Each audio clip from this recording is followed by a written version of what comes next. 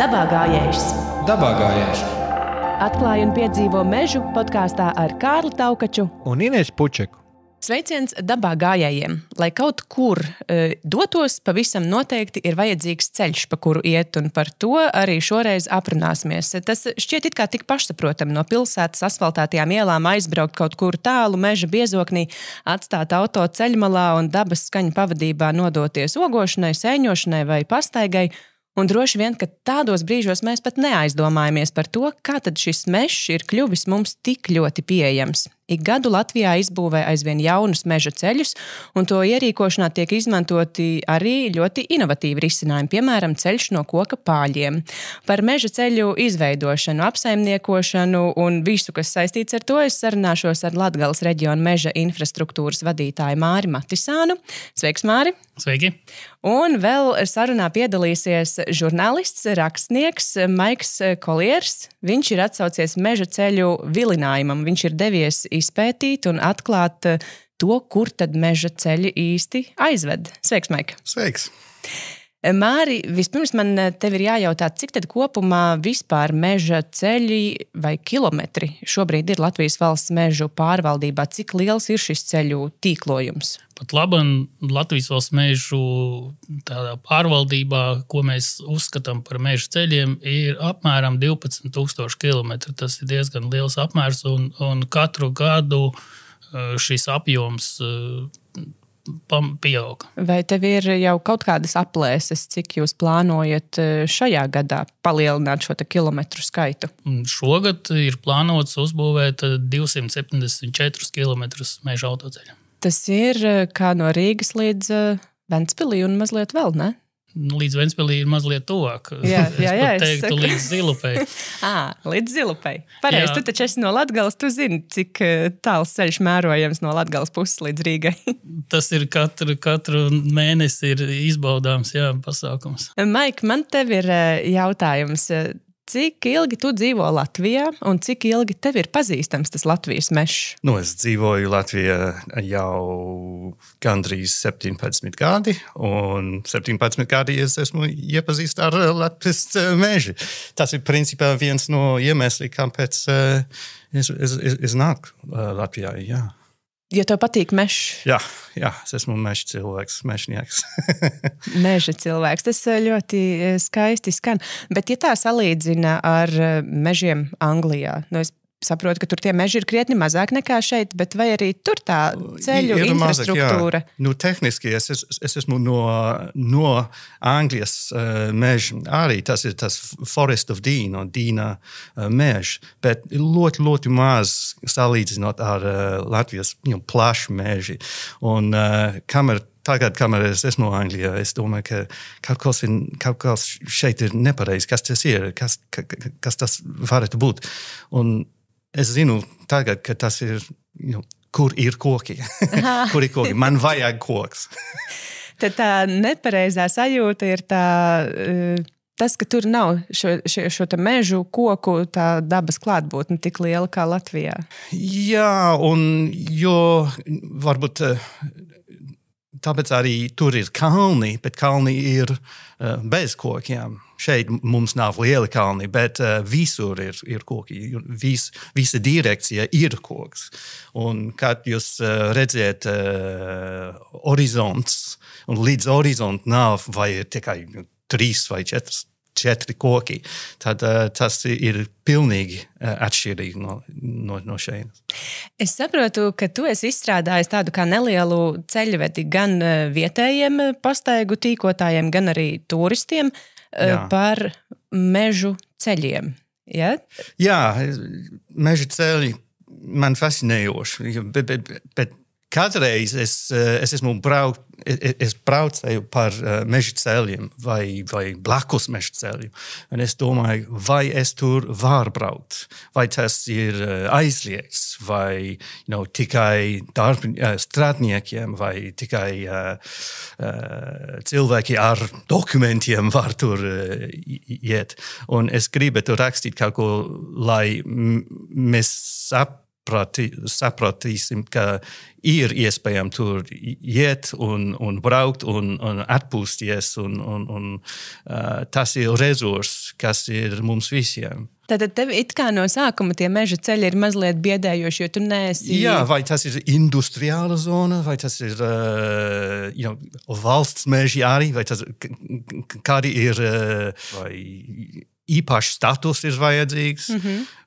Varbūt tas ir tāpēc arī, ka no Anglijas viss ir zināms. Jā. Es varu iet šajā takā.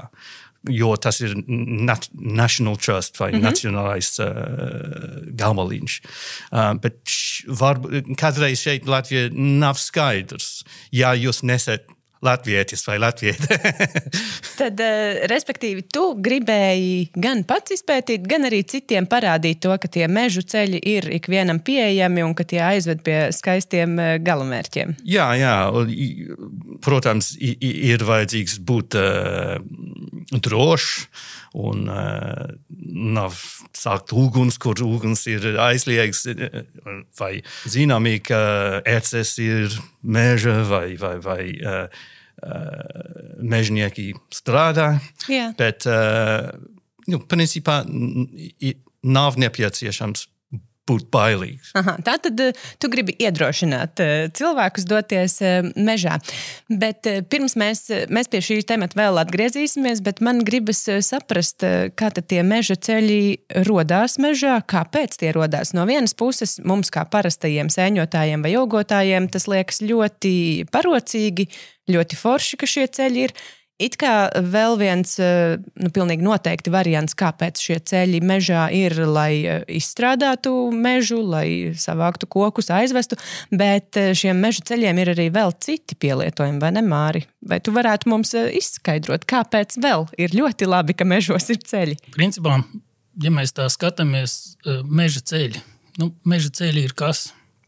Meža ceļi, es tos definēt, man liekas, tādā jau izsenis zināmā tādā salīdzinājumā, ka meža ceļš, tas ir kā cilvēka organisma asinsvads. Es tieši vakar, gatavojoties šai sarunai, domāju, ka man tieši tādas asociācijas veidojās, bet es nezināju, kā to mūsu sarunā iekļaut to savu spožo domu, bet redz, izrādās, tev ir bijusi tāda pati doma. Jā, un tad tie asinsvadi ir tas viens no cilvēka organisma, tādā, kā saka, lietām, kuras apgādā to organismu ar tam nepieciešamajām vielām. Gan nogādā līdz audiem noteiktas daļas, gan arī pēc tam nogādā atpakaļ jau uz sirdi. Tāpat arī uzņēmumā šie ceļi pilda šīs te aprites funkciju. Tātad mēs varam nokļūt mežā, mēs varam šo mežu apsaimniekot, mēs varam no meža tad arī kaut ko, respektīvi koksni, paņemt un aizvest līdz šiem te pārstrādes punktiem, piegādāt tātad koksnes pārstrādātājiem. Tādējādi nodrošinot uzņēmumu nepārtrauktu darbību. Un arī koksnes pārstrādes uzņēmumiem. Jā, un vēl man liekas ļoti, ļoti svarīga lieta ir, ka šie te autoceļi, kas ir izbūvēti mežā, palīdz ugunsgrēku nelaimēs, ka ugunsdzēsēji var nokļūt tur, kur ir jānokļūst, lai dzēstu kādu nelaimi. Tieši tā, tas arī ir viens no, tas jau ir viens no aspektiem, kas ir ietverts tajā saucamajā meža apsaimniekošanā. Tātad meža apsaimniekošana nav tikai koksnes kustība. Meža apsaimniekošana ir arī uguns apsardzības nodrošināšana. Meža apsaimniekošana ir arī šo te stādāmā materiāla nogādāšana uz platībām, kurās jau raža ir novākta. Tātad ir jānokļūst arī cilvēkiem, kas pēc tam šos jaunos kociņus kopja. Tāpat ir cilvēki, kuri šos te jaunos kociņus pasargā no meža dzīvnieku postījumiem. Tātad arī tur tiem cilvēkiem ir jānokļūst. Tā ir viņu faktiski ikdienas darba ritms, kā viņš līdz tam objektam konkrētam nonāk. Un viņš to izmantojot meža autoceļu.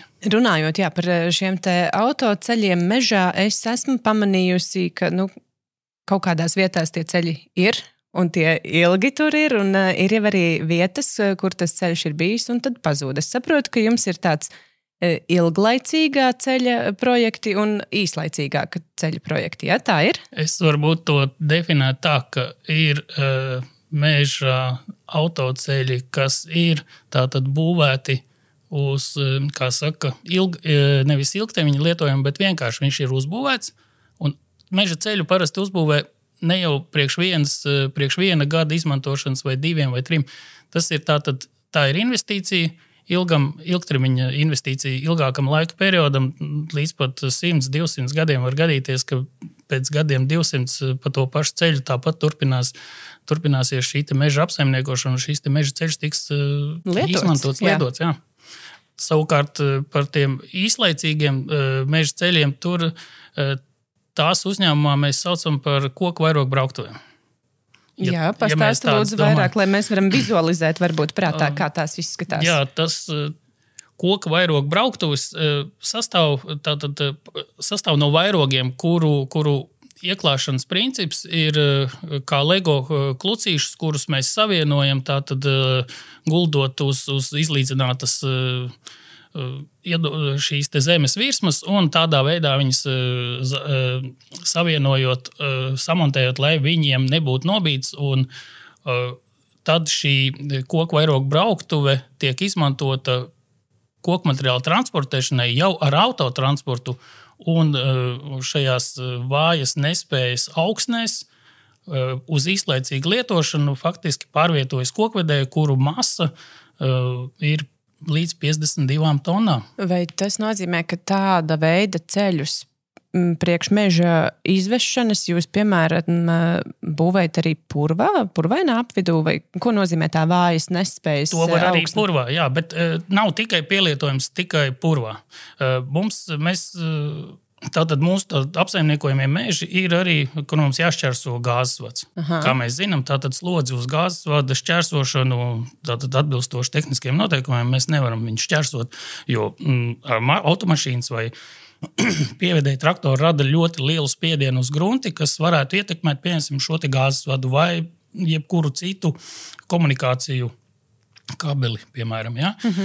Tad uzklājot šo te koka vairogu brauktuvi, mēs šķērsojam, vai tā ir komunikācija, vai tas ir pat privāta personas kaut vai lauks tīrums.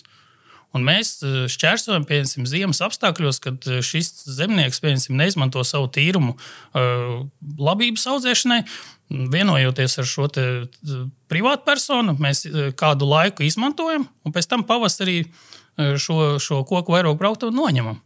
Un tādējādi mēs esam, kā saka, faktiski nesam ietekmējuši ar pievedēju traktoriem šo te augsni. Jā, nav risas nekādas izcītas. Jā, un līdz ar to arī zemnieks nesaņem sablietētu šo te augsni atpakaļ. Ja? Tātad mēs arī saudzīgi pret viņa īpašumu arī izturamies. Tas ļoti labs risinājums un principā jau šādu risinājumu valsts meži pielieto no 2011. gada. Jau labu laiciņu. Jā. Un kas noteikti ir forši, ka šīs plātnes var izmantot vienā vietā, pēc tam otrā vietā. Cik ilgmūžīgas tās ir? Principā plātņu izmantošanu mēs teorētiski bijām rēķinājuši ieklāšanu līdz 10 reizēm un apmēram 5 līdz 7 gadu periodā. Taču kā jau mēs zinām, tā vide pie augsnes ir ļoti agresīva. Un loģiski, ka tas ietekmē paša šī te koka vairoga ilgmūžību. Un ja mēs spējam kvalitatīvi saplānot šo te koku vairogu izmantošanu, gadā mēs ieklājam 2 līdz 3 reizes, 2-3 vietās, un apmēram 5 līdz 7 gadus.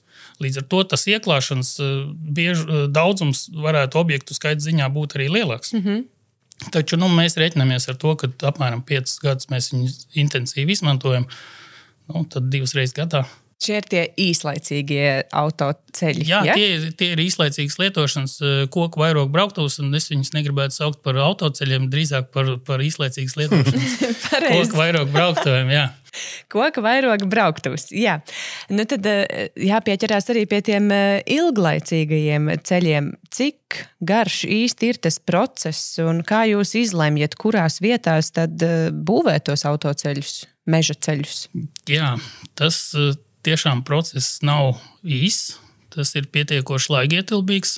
Tas viss sākums, vai teiksim, tas meža autoceļu rašanās ir tātad ir teritorija, kurā mums ir nepieciešams piekļūt. Ir cilvēki, kas uz plāna paskatās, kurā vietā šo ceļu varētu tā kā virzīt. Savukārt pēc tam nāk kolēģi, kas ir vides eksperti, un viņi šo teritoriju apseko dabā un paskatās, vai tur gadījumā nav kaut kāds tajā vietā, kur mēs plānojam ceļu, vai tur gadījumā nav vidas vērtības, kuras mēs esam, kā saka, uz papīra kartē neredz, bet... Ir tā, ka mums jau liela daļa no šīm teritorijām mums ir zināmas, kur mums ir šīs aizsargājumās teritorijas, aizsargājumās putnu līgstas vai pieņemsim, kaut kādi augi, kuri pieņemsim, mums ir aizsargājumie. Bet ir jau tā, ka katrā kvadrātmetrā jau ieiet nevar un nav zināms, bet ja mēs vēlamies tur iet ar šo investīciju objektu, ko sauc par meža autoceļu un tur būvēt, tas nozīmē, ka mums ir jāizvērtē, vai gadījumā mēs būtiski neietekmēsim kaut kādas aizsargājumās sugas iznīcināšanu. Līdz ar to vides eksperti kolēģi iet uz mežu, apseko un sniedz savu vērtējumu. Cik liela ietekme vidē būs no šīs mūsu plānotās darbības. Šo ceļa garumu to izvērtē atbilstoši ekonomiskajam aprēķinam, ko veic kolēģi no korporatīvās plānošanas daļas. Un tajā lauciņā mēs, infrastruktūras kolēģi, protams, mēs tos virspusējos skaitļus zinām, jā, mēs esam informēti, taču tā detalizēti, es domāju, ka tur... Bet katrā ziņā tas ir pietiekami laikietilpīgs process pirms tām praktiskajām darbībām mežā. Tā papīru kārtošana, saskaņošana, izvērtējumi un gala rezultātā tāda ceļa izveidošana dabā ir gadiem ilgs process. Jā, šis jau ir tikai vēl mūsu iekšējais sākotnējais tas sākums, kur mums vispār dzimst ideja par to, ka mums to ceļu tur vajag un ekonomiskais aprēķins, cik tas mums, kā saka, cik ekonomiski nevis izmaksās, bet cik ekonomiski mums viņš ir liederīgs. Ja, un tad ir tāds uzdevums jau mums, meža infrastruktūrai, kur jau mēs sākam šo te dokumentālo pusi, ideju vērst materializācijā, respektīvi tātad visas šīs darbības iecerētās saskaņot ar valsts institūcijām, tas ir tātad valsts vides dienests. Tie paši, varbūt tur mēs skaram trešo personu īpašumus, lai piekļūtu, piemēram, savām apsaimniekotajām teritorijām. Tāpat mēs varbūt kaut kādas citas tie paši pieslēgums pie valsts autoceļa. Ja, arī tas mums ir šo te saskaņojumu institūciju sarakstos. Tātad, tad mēs sākam darboties ar šo objektu. Tieši speciālisti sāk darboties, un mūsu tas darbs, līdz kam mēs nonākam līdz projektēšanas uzdevumam. Tātad, saņemot norādījumus no valsts vides dienesta par lietām, kuras mums būs jāievēro, vai tur būs terminēti aprobežojumi, vai savukārt, vai vispār mēs tur drīkstam būvēt. To arī valsts institūcija, nevis mēs kā valsts meži to nosakam, bet arī valsts institūcijas nosaka, vai mēs tur drīkstēsim. Varbūt mums ir valsts institūcijas pateiks, nē, tur ir biotops, tur, kā saka, jāatvirzās kaut gan, jau mūsu kolēģi to jau sen ir izpētījuši, un to jau mēs iezīmējam kartē, atkāpjamies no šīm. Bet, kā saka, dubults neplīst. Tieši tā, ne, tas ir vajadzīgs, un 4 acu princips ir svarīgs. Un tad kolēģi sagatavo projektēšanas uzdevumu, jo valsts mežiem paši neprojektē. Mēs šo pakalpojumu iepērkam, Un nopērkot šo te projektēšanu no certificētiem projektētājiem, tātad mēs esam pateikuši, kādi ir tie tehniskie parametri, pēc kādiem tātad šo objektu mums ir nepieciešams, lai uzprojektē. Un, protams, mēs pēc tam pārbaudam, vai projektētājs šos te mūsu un citu institūciju noteiktos noteikumus ir iekļāvis būvprojektā, un vai viss šīs te darbības tur ir paredzēts. Nu, un kad projekts mums ir uzprojektēts, tad valsts meži iepērka būvdarbus. Savukārt būvdarbu realizācija tā jau ir ļoti atkarīga no šīs teritorijas, kurā šis objekts ir. Un varbūt šim objektam, mums objektu varam realizēt pusgadu laikā, mēs varam arī, ja tur ir terminētie ierobežojumi, kuru, piemēram, lielākoties no 1. marta līdz 30. jūnijam, tad tajā laikā mēs nevaram strādāt. Mēs tātad varam strādāt tikai no 1. jūlija, atsākot darbus, vai turpinot, vai atkal tikai uzsākt. Savukārt ir jau arī terminētie ierobežojumi, kas sākas no 1. februāra un beidzas tikai 31.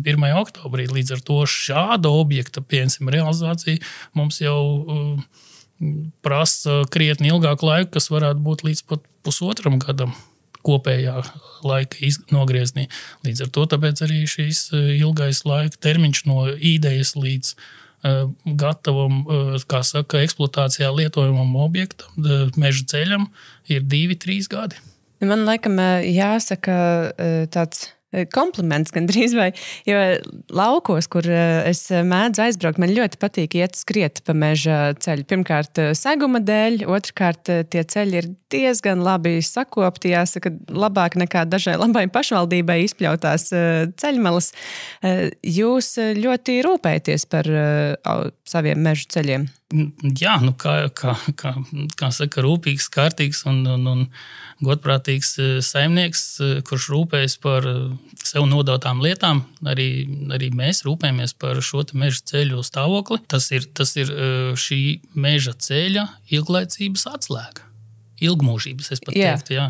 Jūs par meža ceļiem rūpējaties arī ziemā. Tie nav tā, ka būtu slēgti ziemas sezonas laikā.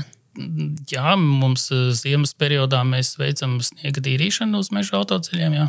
Arī kaisāt ar kaut kādiem pretslīdes materiāliem vai? Ir gadījumi, jā, kad arī šādas lietas daram. Mēs arī ļoti daudzās reizēs, kad ir ziemas mainīgi apstākļi un uz ceļa veidojas ledus, mēs veicam to saucamo ledus skrāpēšanu. Jā, tad, lai radītu rievas uz ceļiem, kuras kā saka, pasargā tomēr tos autotransportu no noslīdēšanas. Bet arī šī ceļmalu sakopšana un ceļu uzturēšana, tur jau ir arī citi tādi praktiskie iemesli, kāpēc tiem ceļiem ir jābūt kārtībā, gan lai laikus varbūt redzētu dzīvniekus, kas grasās šķērsot ceļu, gan arī ceļmalas nevar būt aizaugušas, jo tomēr tehnika ir jāredz vienam otru, kad brauc. Katrā ziņā mūsu tas komplekss, kādā veidā mēs uzturam šos meža ceļus, varbūt sāksim ar ziemu, jā, tad ziemā tad sniega tīrīšana, kurā vēl iekļaujās tātad rievošana un dažos nogāzēs arī kaisīšana. Pavasaros mēs agri pavasarī jau tagad netipiski agri šogad ir arī uzsākti klātnes kopšanas darbi. Tāpat tie kopšanas darbi, viņi tiek veikti atbilstoši ceļa stāvoklim, atbilstoši ceļa izmantošanas intensitātei un arī tai situācijai, kāda ir faktiskā uz tā ceļa radusies. Ja tur tāds bedrains ceļš ir intensīvas kokmateriāla transportēšanas rezultātā vai vispār intensīvas izmantošanas rezultātā, mēs redzam, saskatām nepieciešamību planēt. Mēs dodam darbu uzdevumu un mūsu sadarbības partneri to ceļu sakārto. Kas attiecās uz atvašu, teiksim, ceļa malām, ja, tad tur mēs veicam atvašu un zāles pļaušanas darbus.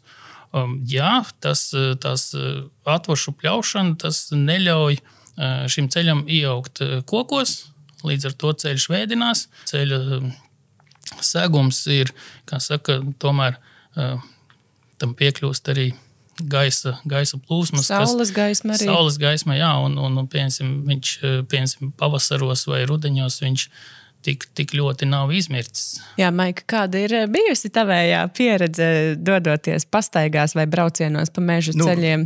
Jā, es varu teikt, ka bija pārsteigts man vai interesants man, kā smaga tehnika, kā traktoriem vai ļoti smaga tehnika nebrauc uz meža ceļiem, bet ir transportēts no punkts A līdz punkts B, strādāt un tad atpakaļ. Tas man bija ļoti interesants un nezināms. Tā ir, jā? Jā, pievedēji traktoriem mums esam saviem kontraktoriem, tie, kas nodarbojas ar meža strādi, jā, tad mēs... meža autoceļi ir domāti autotransporta kustībai, nevis meža strādes vai piemēram, forwarderu vai harvesteru kustībai. Tas ir tāpēc, varbūt, ka stāvoklis ir labs, labāks nekā šosejas, kas ir blakus kādreiz, kur traktori brauc. Jā, bet tas neizslēdz iespēju, kad no cirsmas uz cirsmu pārvietoties no viena ceļa puses ir jāpārbrauc uz otru, tad perpendikulāri šķērsojot šo ceļu, tas jau tādu lielu kaitējumu neizdara. Jā, svarīgākais jau kādos laika apstākļos mēs šo ceļu vai šo konkrēto darbību veicam. Pavasara šķīdonī arī ar vieglo automašīnu var, kā saka, diezgan dziļas risas tādā izkušušā ceļā iebraukt un brīnīties, kad ir 7 centimetru risas. Tas gan, jā. Maika, bet kādos laikapstākļos vai gada laikos tu šos maršrutus, kurus tu esi izgājis, veici? Faktiski bija diezgan grūti, jo principā šis bija ziemas laika, bet es braucēju atpakaļ tagad pavasaras laiki arī, lai redzētu visas vietas otrreiz. Lai būtu tāds objektīvāks skatījums par visām vietām, jā? Piemēram, Numērnes valnis. Tas ir ļoti skaista vieta ar burvīga atmosfēra, gandrīz kā mini valsts vai ļoti burvīga. Bet ziemā sniega bija līdz kaklam un piknika vieta, laikam piknika tur būs labs, bet es nezinu. Tad es eju atpakaļ, redzēt visu divreiz un arī stāvoklis no meža ceļiem ir atšķirīgas. Labs, bet atšķirīgas. Un es gribētu zināt, es varu teikt, tu vari to iet ziemas laika arī, vai varbūt tikai vasaras laiks vai kaut ko cits. Bet, principā, bija labi zināt, ka ir vismaz iespējami tur iet. Varbūt uz slēpošanas. Distanču slēpotāji, jā. Piemēram, Numērnes valnis, es slēpotu tur. No lielceļš uz Numērnes valnis. Un tas bija brīnišķīga diena man personīgi arī, bet tagad es varu sākt, ir iespējama ar slēpēm. Bet, visas vietas ir atšķirīgas, jūtīgas. Jā, citas vietas varbūt arī mazliet mitrākas un drusciņ tas ceļš mazliet applūdis, bet... Jā, bija grūti vienreiz vai divreiz, bet bija iespējami. Bet bija iespējams. Jā. Tas ir svarīgi to pieminēt, ka varbūt mazliet vairāk sniegs, varbūt meža ceļš ziemas laikā varbūt mazliet slidenāks nekā lielie autoceļi. Ka vasara un viss būs skaists. Vasarā, jā, bet arī tādos skarbākos laikapstākļos ir iespējams iet. Jā. Paturpinot mazliet vairāk par šiem te autoceļiem, es esmu pamanījusi arī ceļu zīmes ar interesantiem autoceļu nosaukumiem. Piemēram, Roņu ceļš, Berlīnas krustojums, Ziedu ceļš, Kaķu ceļš vai Skudru līnija. Māri, kā šie te meža ceļi nonāk pie tādiem nosaukumiem? principā meža ceļiem nosaukums jau tie ir vai nu jau ir bijuši doti vēsturiski, jo, kā jau mēs zinām, valsts meži jau ir strādā no 1999. Gada nogales. Ja, un ceļus mēs esam sākuši būvēt no 2003. Gada, ja, un šiem ceļiem esam devuši nosaukumus, bet viņiem jau ir tie saucamie vēsturiskie nosaukumi, kur ir, man liekas, par to Berlīnas krustojumu, kas ir netālu pie Ogres, tad tur tas ir ļoti, ļoti sens jau. Bet Latgales pusē šos nosaukumus bijušais Ziemeļlatgales reģiona vadītājs Viktors Reblis, viņš strikti pieturējās pie šo vēsturisko nosaukumu, ceļu nosaukumu piešķiršanas vai saglabāšanas, tā teiksim. Un tur, kā saka, Tad jaunievedumi ir salīdzinoši reti. Varbūt viens gadījums var pastāstīt, kad pie Daugavpils puses bija tātad nosaukums, tā kā tas vietējo iedzīvotāju vēsturiskais nosaukums Perekops bija. Tas tā kā tulkojot no krievu valodas, latviskojot, tas ierakums. Jā, un tad, piemēram, kad vajadzēja tur ceļu būvēt un ceļam tā kā nosaukumu, tad es atļāvos šo nosaukumu tomēr nosaukt, ka tas ir ierakuma ceļš. Latviskoji. Jā, tāda artava ir. Var gadīties, ka vietēji iedzīvotāji man par to tagad varbūt nedaudz, kā saka, es viņu acīs savas akcijas esmu stipri zaudējis. Jā, bet tādā ziņā es domāju, ka arī šeit es varētu saskatīt savu vēsturisko ieguldījumu šo ceļu nosaukumu, teiksim, pilnveidē. Jā, redz, varēsi mazbērnus vest pie ceļu zīmes un rādīt, ka šo nosaukumu tur esi tu piedalījies, lai iedotu. Maika, vai tev ir palikuši atmiņā arī kaut kādi tādi interesanti ceļu nosaukumi? Jā, man patika netālu no Oliņas ciems. Tur ir Mēlēnis, tad Dzērvēnis, tad Bruklēnas ceļš. Jā, ogu nosaukumu ceļiem. Un arī Ziemeļvidzemē, tieši blakus Igaunu robežu, tur ir Tēres ceļš vai Tēres stīga. Un, protams, Tērē ir igauniska valoda par labdien vai kaut ko līdzīgs. Bet vai šajiem te ogu ceļiem tur ir labas ogošanas vietas? Iespējams. Es domāju, Nē. Ļoti slikti. Ne tur iet. Tikai man. Es sapratu šo. Tā jau ir. Neviens latvietis otram latvietim neatklās savas sēņošanas vietas. Tas ir viens no lielākajiem noslēpumiem. Nē, tā nav Latgales pusē. Man jau liekas, ka tas sakāmvārds katram sēņotājiem savu sēni, katram ogotājiem savus ogas. Un es domāju, ka Latvijā ir tik daudz vietas, kur brīnišķīgi pavadīt, pilnveidojot savus sēņu lasīt prasmes un ogu vietu atrašanas vietas, jo tas tomēr ir unikāli, ja tu pats atrodi pilnīgi brienot pa mežu, tu atrodi šo laukumiņu ar tām pašām, kurš ir pilns, kur melenā ir pilna ar ogā, un tu esi pārsteigts, ka tu to esi atradis, un tad tu baudi šo skaisto dabas iegūmu, teiksim, tās ogas lasot vai ēdot turpat uz vietas.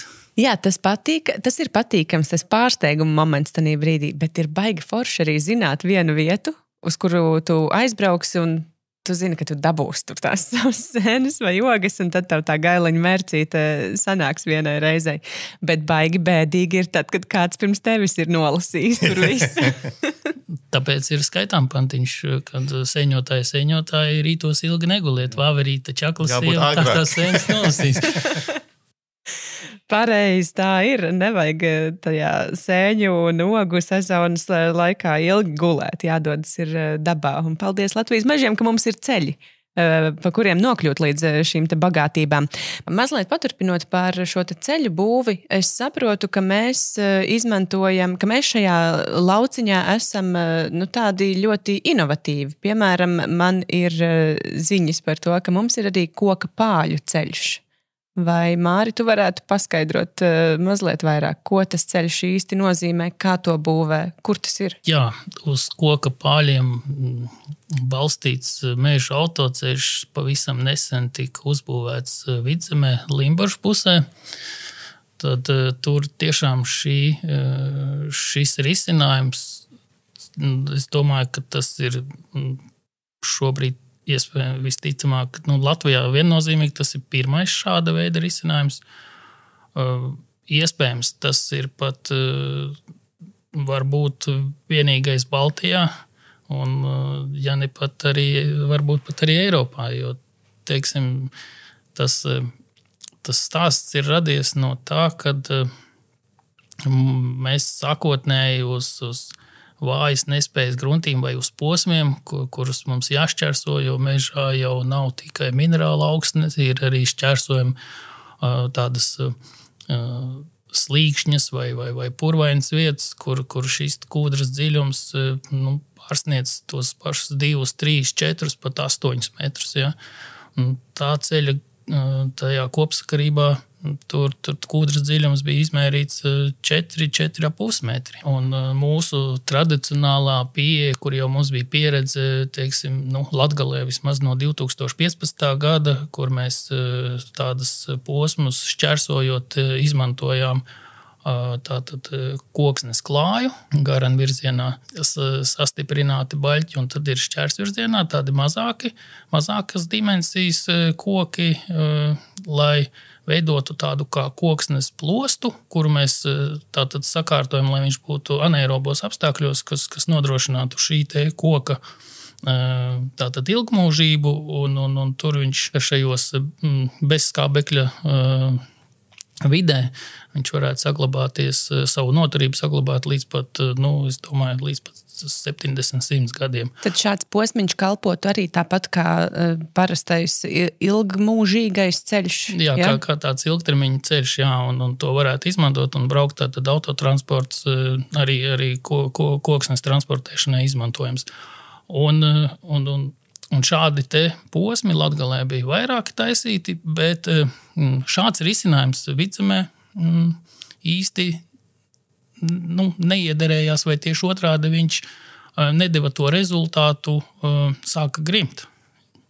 Tāpat tās sāka grimt, jā, un tāpēc tika meklēti citi risinājumi, un piesaistot arī pētniekus un ceļu būves ekspertus, tika nonākts līdz šādam risinājumam, ko sauc par koka pāļiem, kur vertikāli līdz atdurei, ja, iedzīti 4,5 metru gari koki, tātad skuju koki, ja, iedzīti tādi pāļi, un uz šiem pāļiem tātad tiek balstīta ceļa konstrukcija. Līdz atdurei tas nozīmē cauri visam kūdras slānim līdz tādai stingrai minerāla gruntī. Bet tur ir diezgan daudz kokmateriāls vajadzīgs. Jā, tāpēc jau es saku, ka šis ir tāds ļoti inovatīvs un šis ir pirmais tāda veida projekts.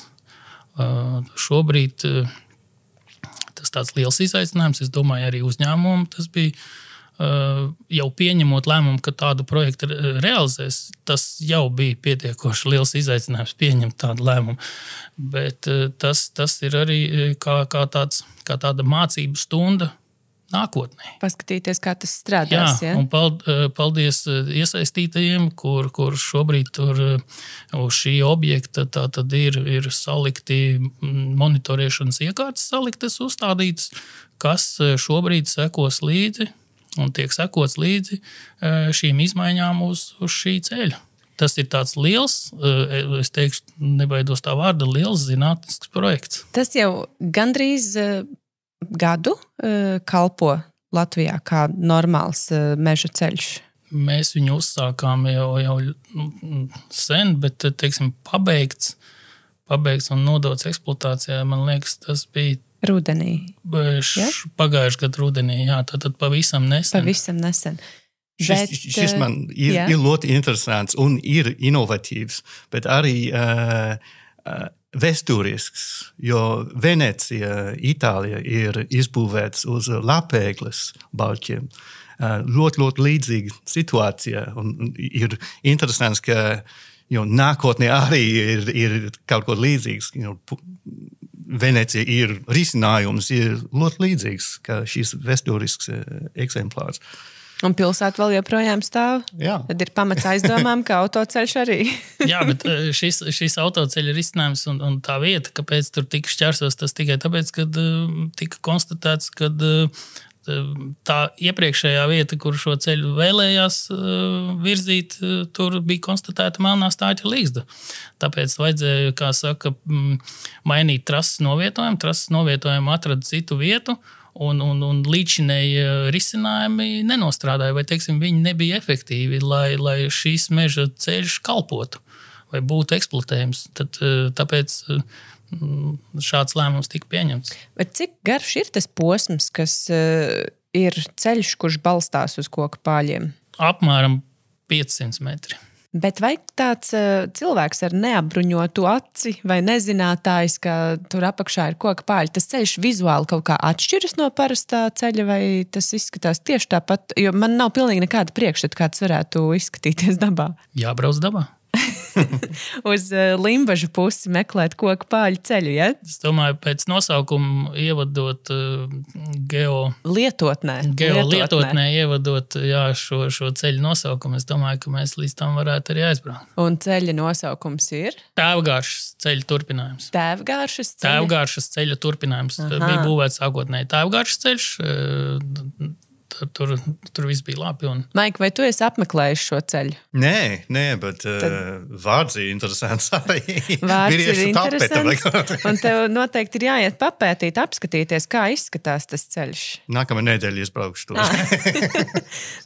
Tad varbūt kaut kur varēsim palasīt arī tavu pieredzi, meklējot šo te ceļu. Mani vēl interesē viena lieta par šo ceļa izbūves procesu. Latvijā ir gājuši pāri vairāki kari, un man liekas, ka mežs ir tā vieta, kur vēl joprojām ir atrodams kaut kādas tranšejas vai katrā ziņā tas kara mantojums vai būvējot ceļus. Jums ir nācies saskarties ar kaut ko jūs atrodat zemē, un tad kā jūs rīkojaties?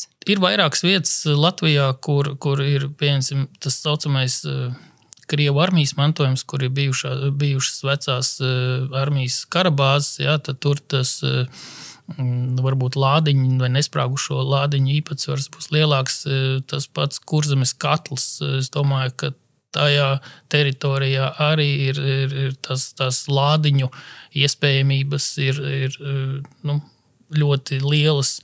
Par situāciju, ko varu tādu precīzi pateikt, tad Latgalē 2 ceļos bija atrastas, kuras tā kā nebija identificētas, jo ja mēs identificējam, ka mēs tajā, teiksim, teritorijā būvēsim ceļu, mēs zinām, ka tur vēsturiski, tātad iepriekšējo ceļu būvējot tajā pašā teritorijā, vai mēs zinām vēsturiski, ka tur tās nesprāgušie lādiņi ir bijuši atrasti, tad mēs aicinām arī projektētājiem skatīties uzmanīgi, veicot ģeodēzijas, tos darbus, ģeoloģijas darbus, tātad paredzēt arī sanācijas darbus pie būvdarbu veikšanas. Jā, tātad šīs te nesprāgušo lādiņu iznīcināšana vai utilizēšana vai savākšana. Un Latgalē ir bijuši 2 ceļi. Viens bija Bērzu ceļš, tajā tātad Pirmā pasaules kara lādiņi tika atrasti. Un izsaucām, tātad noinformējām policiju, izsaucām sapieru grupu, atbrauca sapieri. Parasti jau viņi tādus bīstamos spridzina uz vietas.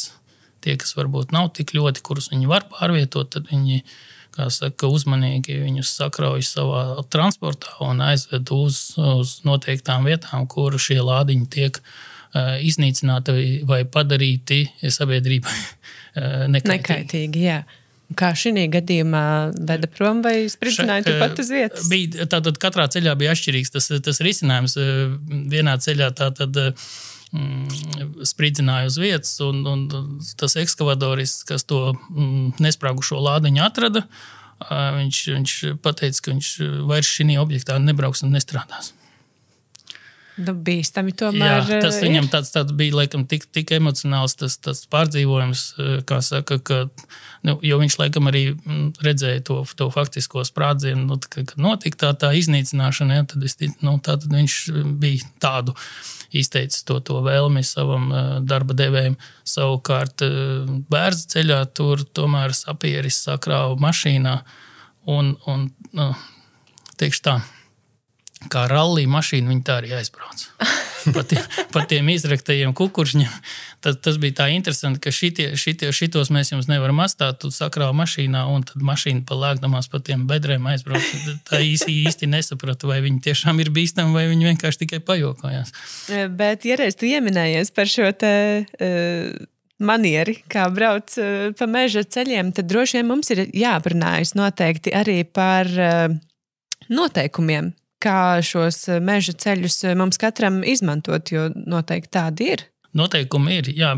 Pie ceļiem, kas pieslēdzās pie, teiksim, valsts lietošanas vai valsts ceļiem, teiksim, vai tas ir reģionālais vai vietējās nozīmes autoceļš, un kad jūs nogriežaties uz meža autoceļu, jūs redzat tādu diezgan liela izmēra zaļu zīmi, zaļu un balti fona zīme, uz kuras ir varbūt raibi šobrīd izskatās, vai arī, piemēram, tad, kad ātri braucot, jūs to var gadīties, to neko neizlasīsiet, bet tā lēnām virzoties gar to zīmi, tur ir viss aprakstīts. Ceļa nosaukums tur ir minēts, tur ir tātad norādīts vairākas zīmes, kāds ir ieteicamais braukšanas ātrums uz šī meža ceļu. Mēs arī projektējot šos ceļus, mēs paredzam, ka kokmateriālu un transports par šo ceļu pārvietosies ar 30 km/h, un to mēs arī saviem sadarbības partneriem, kas veic kokmateriālu piegādi, šo esam norādījuši, un no viņiem tas ir jāievēro. Un savukārt meža ceļš jau ir tā vieta, un tur tajā informatīvajā zīmē mēs arī norādam, ka jūs varat sastapt tātad koksnes transportēšanas automašīnu. Uz meža ceļa jūs varat arī, protams, satikt meža dzīvniekus.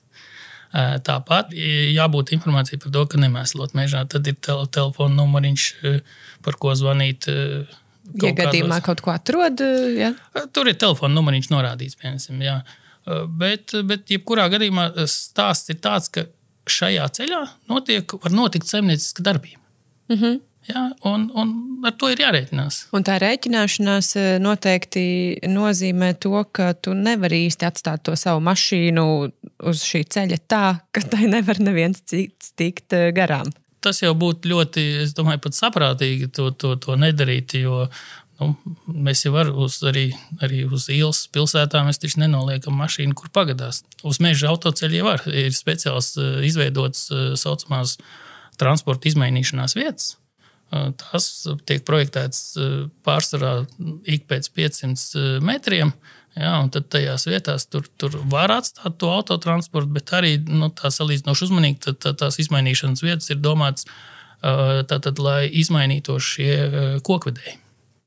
Ir nepieciešams vietas, jo kokvedēji uz mūsu meža ceļa divi nevar blakus braukt. Mums ir viena virziena vai vienas joslas kustības ceļš.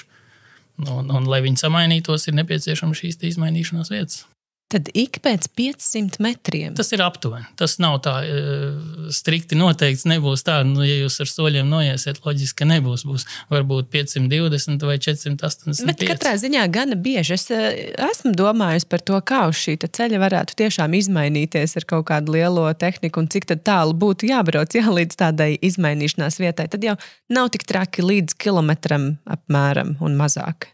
Jā, un ar vieglu automašīnu sastopoties uz ceļa ar kokvedēju, jūs varat atpakaļ gaitā pabraukt tos pašus 200 vai 300 vai pat visus 400. Ilgāk, vairāk jau nebūs, jo nākamā izmainīšanās vieta jau arī ir. Jā. Un pabraukt atpakaļ gaitā, nobraukt maliņā un palaist garām šo koksnes transportēšanas mašīnu. Un es domāju, ir laba ideja, ja iespējams, aizstaigāt.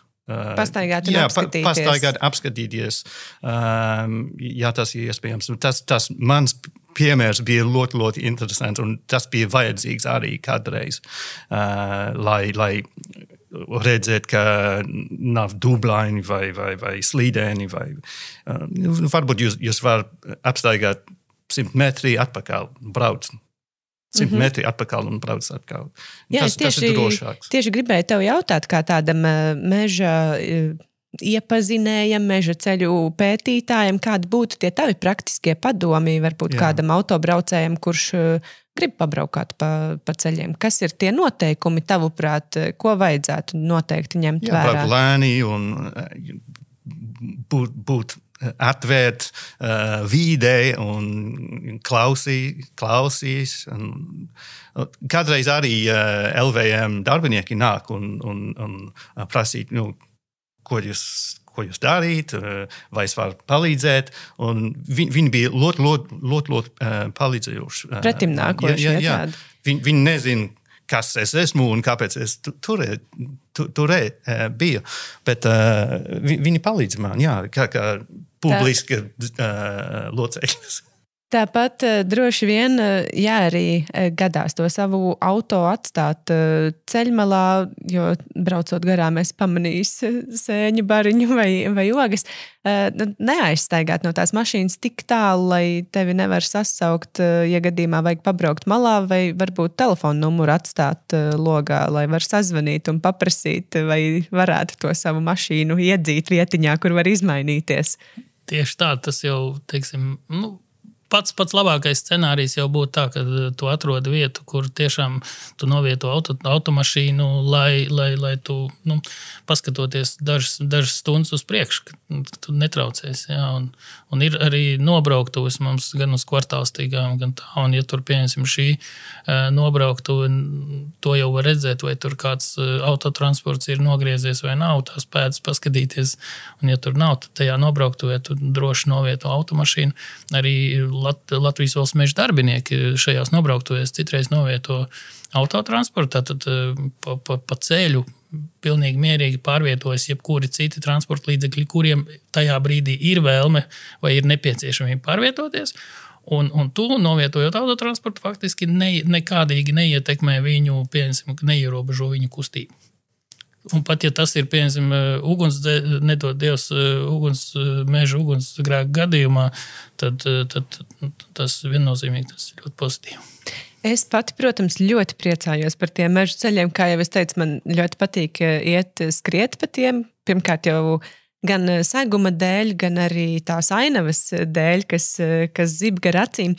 Un šie meži, pateicoties ceļiem, kļūst aizvien pieejamāki cilvēkiem. Reizēm jau arī tādiem ļaundariem, kas mēdz izbraukāt meža ceļus, kas varbūt arī atkritumus atstāja. Kāda ir tā tendence mūsdienās šobrīd, vai cilvēki ir kļuvuši mazliet izglītotāki šajā? Atkrituma apjoms, ko cilvēki atstāja Latvijas valsts mežos, ir diezgan liels, un mežkopības kolēģi ar šo, kā saka, strādā šos atkritumus vācot un vedot prom, tas mums prasa gan laiku, gan arī, pieņemsim, uzņēmumu resursus, kurus mēs varētu novirzīt kaut vai šo rekreācijas vietu uzturēšanā, sakārtošanā, atjaunošanā un citos. Un laba praksa, man liekas, ir saņemt atkritumu līdz +1 katru reizi, kad jūs esat mežā. Jā, es pati esmu tiesa ļoti bieži, bet esmu staigājusi arī ar maisiņu un tās pastaigas garumā, tu to maisiņu piepildi ar to, kas tur ir citiem atstāts. Ja viss tur dara, tad problēma nav. Jā, bet ne par velti mums tiek valstī rīkotas lielās talkas, lai tādas lietas savāktu. Lielākā problēma jau droši vien ir tie lielie atkritumi, automašīnu riepas vai kaut kas vēl lielāks, kas bieži vien tiek izgāsts mežā. Tam citreiz pat nav vajadzīgi meža autoceļi. Vienkārši viņi tiek iemesti mežā no tā paša valsts autoceļa vai no pašvaldības ceļa. Man liekas, ka tam cilvēkam, kurš savā galvā ir izdomājis atbrīvoties no šiem te sev nevajadzīgajiem atkritumiem, Citreiz es viņu to filozofiju īsti nesaprotu. Ja, piemēram, tev līdz atkritumu tvertnē ir apmēram kilometrs vai pusotru, un tu esi gatavs 3 vai 10 kilometrus braukt iekšā mežā, lai no tā atbrīvotos, es nezinu, kas tur cilvēkam tad ir tur galvā, bet, sabiedrība mums ir atšķirīga, un ir atsevišķi sabiedrības locekļi, kas nav tikuši pāri šim tāda veida atbrīvošanās no atkritumiem principam. Jā, tādam principam viņš nav ticis pāri vienkārši. Bet vēl man interesē šie te braucēji. Ir arī presē izskanējuši dažādi gadījumi par izbraukātām kāpām un sabojātiem arī mežu ceļiem. Arī tas vēl joprojām notiek. Jā, ir protams, kad jaunieši vai atkal cilvēki, kuriem patīk izaicinājumi parādīt sevi vai pierādīt saviem vienaudžiem. Es vairāk domāju uz jauniešu grupu. Es šaubos, vai cilvēks 75 gados izdomās tagad parādīt, kā viņš prot uz apgriešanās laukuma mašīnai uztaisīt driftēšanu. Es domāju, ka tas tā ne, bet jaunieši ir viņiem vēlme parādīt sevi, savas prasmes, kur meža ceļš beidzās ar apgriešanās laukumu. Ir lieliska vieta, kur nav lieku skatītāju un varbūt pat arī nevajadzīgas publikācijas, un tur viņš, piemēram, šos apļus uztaisa. Jā, ar to mēs esam redzējuši, apsekojot meža ceļus, kad šāda situācija ir. Paldies Dievam, ka tas tiek darīts ar vieglajām automašīnām, un tas viņu nodarītais kaitējums ceļa segai ir labojams ar vienkāršu meža ceļa planēšanu. Jā, tātad ar greideri noplanējot, un mēs faktiski esam pielīdzinājuši šīs te, varbūt tajā brīdī sākotnēji redzamās bojājums. Bet jā, no tā mēs nevaram izbēgt. Jā, bet es tomēr gribētu arī vērst uzmanību uz to, ka pat ja tajā mežā nav tās liekās acis, kas to skatās, tas tāpat ir diezgan bīstami, jo šiem ceļiem ir diezgan dziļi grāvji abās pusēs. Ja gadījumā tur kaut kas atgadās, tad tā vienkārši aizlaisties no tās vietas nesanāks, un tur var būt arī diezgan bīstams tās sekas. Tomēr pa šiem ceļiem ir jābrauc, ievērojot arī noteikumus, kādus tie paredz. Jā, kā jau es iepriekš minēju par tām informatīvajām zīmēm, kas mums ir iebraucot masīvā uz meža ceļa, tur informatīvā zīme arī norāda, ka ieteicamais braukšanas ātrums ir 50. Taču mēs saprotam, visi tie, kas ir pie stūras, automašīnas stūras brauc un kur ir kārtojuši šo te autovadītāju eksāmenus, mēs zinām vienu to lietu, kad mēs braucot pa ceļu, mums ir jāievēro vairāki aspekti. Tātad automašīnas tehniskais stāvoklis, laika apstākļi, ceļa segums. Tie aspekti mums jāņem vērā. Un ja tu brauc pa meža ceļu, un kā Maiks pareizi pateica, brauc lēnām, izbaudi. Tieši tā. Mēs pāriesim no tās mazliet nopietnās sadaļas pie Maika pieredzes mežos. Kā jau mēs sarunas pašā sākumā minējām, tu esi izpētījis vairākus meža ceļus un atradis arī, uz kurieni tad tie ved. Man laikam tev jājautā būtu, vai tu pats izvēlējies šīs vietas kaut kā meklējot kartē un skatoties kaut ko interesantu, vai kā tu nonāci pie šiem konkrētajiem ceļiem? Bet es jau zināju daži arī, un daži bija atrast procesā, jā. Vai tev no šiem 10 maršrutiem ir kāds tāds mīļākais, par kuru tu varētu pastāstīt mazliet vairāk, uz kuru arī podkāsta dabā gājējs klausītāji varētu arī aizdoties? Grūti to teikt, bet par pusdienas apstaigāšanas varbūt Viesātas upes loki netālu no Tukuma. Man liekas, tas ir ļoti ģimeniski tā kā. Bet personīgi E-līnija,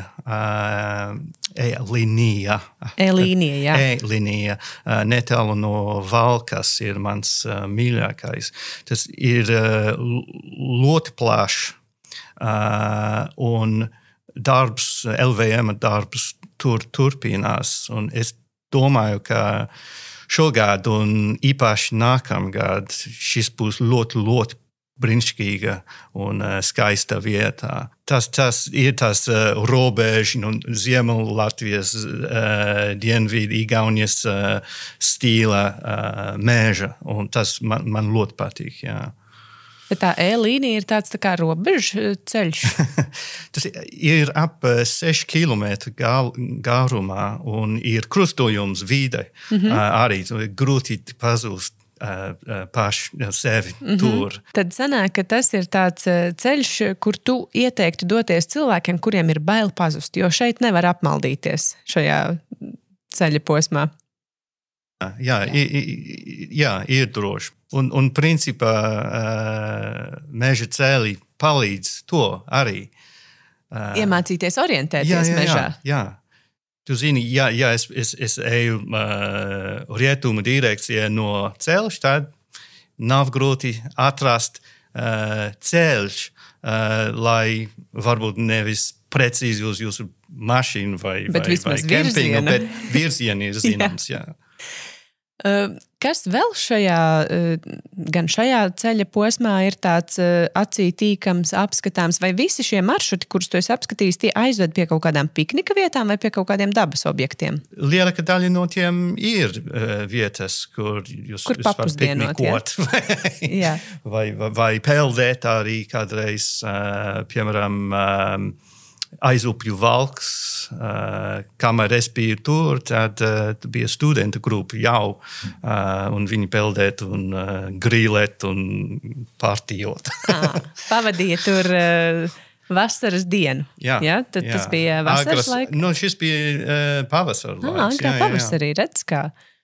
Tā kā gadās satikt cilvēkus jau staigājam pa tādiem meža ceļiem. Tas nav tāds neapdzīvots lielums. Kādreiz jūs esat vienīgais, bet kādreiz tas ir senu laika vai mēlēņu laika. Tad, ir kā Rīgas centrāla stācija. Jā, skatoties, uz kurieni dodās. Bet, tā kā tev ir tāda zināma pieredze, staigājot pa mežiem, dodoties mežā, Mārim pilnīgi noteikti ir ļoti liela pieredze. Es gribētu no jums abiem sagaidīt kādus padomus, ko cilvēkiem ņemt vērā, varbūt kur meklēt informāciju, kur doties un kas ir tas, kas pilnīgi noteikti ir jāpaņem līdzi, braucot uz mežu. Informācijas, domāju, ka mēs jau nesen apspriedām, tā ir aplikācija vai ne, lietotne LVM Geo.